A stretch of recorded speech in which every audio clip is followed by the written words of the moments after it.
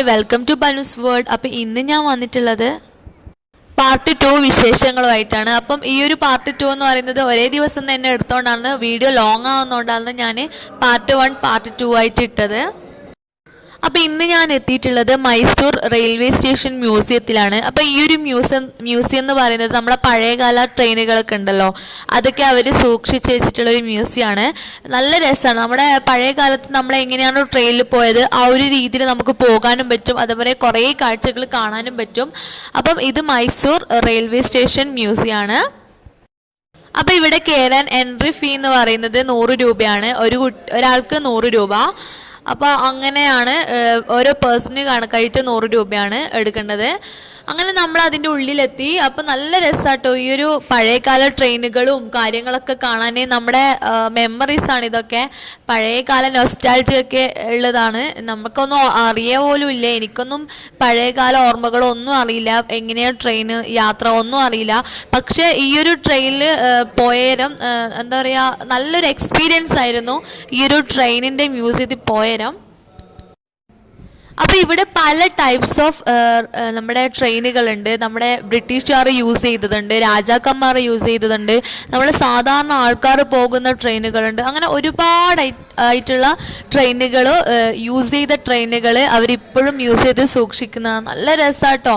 ഏകദേശം ഞാനൊക്കെ ജനിക്കുന്നതിന് മുമ്പേ 1980 1970 ആ ഒരു സമയത്തുള്ള ട്രെയിനുകളാണ് ഇവിടെ ഉള്ളത്.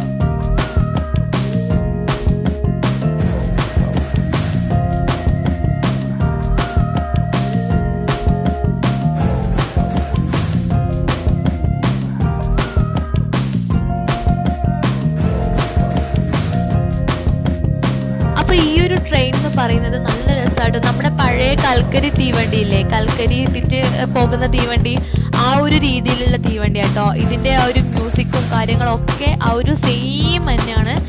നമ്മൾ പോകുന്നത് ഭയങ്കര എന്താ പറയുക, കുലുങ്ങിയിട്ടുള്ള ആ ഒരു പോക്കില്ലേ പണ്ടത്തെ.